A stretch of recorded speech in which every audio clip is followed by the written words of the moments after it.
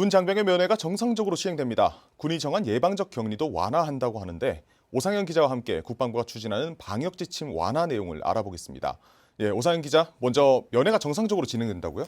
그렇습니다. 국방부가 21일에 한 가지 지침을 하달했는데요. 제목은 코로나19 예방접종 완료자 방역지침 완화 안내입니다. 여기에 면회를 정상적으로 시행한다는 말이 나왔습니다. 사실 이 보시는 분들도 약간 오해하실 수도 있을 것 같아서 한번 드린 질문인데 모든 사람에 대해서 면회가 진행이 되는 건가요? 아닙니다. 이 대상은 예방접종 완료자인데요. 예방접종 완료자란 얀센은 1차 접종 후에 2주가 지난 사람, 화이자나 아스트라제네카는 2차 접종까지 마친 뒤에 2주가 지난 사람을 말합니다. 여기서 중요한 건요. 면회를 오는 사람이, 그러니까 장병의 부모님이나 지인들이 예방접종을 완료했다는 것이 확인이 되면 가능하다는 겁니다. 이때 영내 장병이 접종을 하지 않았어도 면회는 허용됩니다. 이로써 지난해 2월 22일 장병 면회가 전면 중단된 뒤 1년 4개월 만에 면회가 허용되는 겁니다.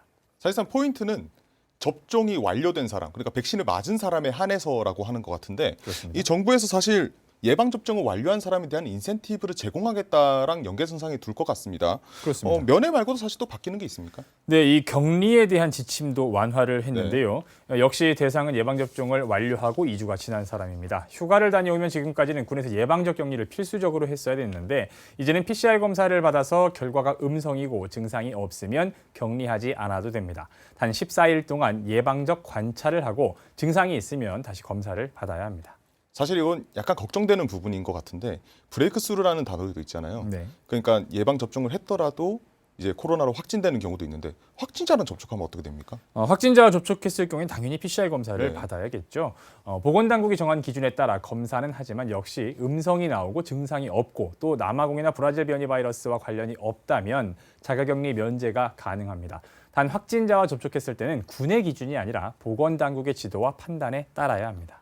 네, 그러면 이제 면회 얘기를 했으니까 이 면회가 풀렸다라는 건 단체 생활에 있어서도 좀 더 풀리겠다라고 하는 것 같은데 뭐 종교 활동이나 뭐 체육 활동 같은 것들도 좀 변화가 있습니까? 그렇습니다. 지금 말씀하신 두 가지 범위에서 좀 더 변화가 있는데요.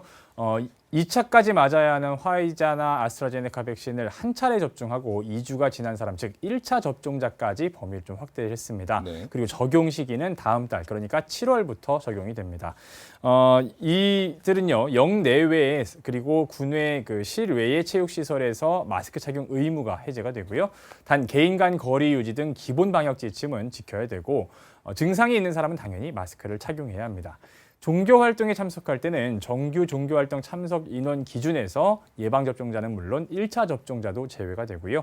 예방접종을 마친 사람들로만 구성하면 성가대나 소모임, 또 찬양도 가능합니다.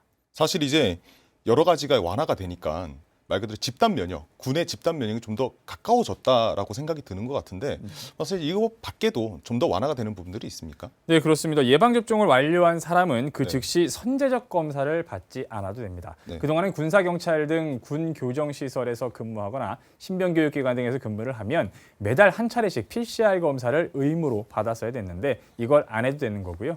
다음 달부터는 전쟁기념관이나 현충원 등 군이 운영하는 다중공공시설의 인원 제한에서 이 예방접종 완료자를 제외하고 또 영내 목욕탕 인원 제한에서도 제외가 됩니다. 네, 오 기자 오늘 설명 잘 들었습니다. 고맙습니다.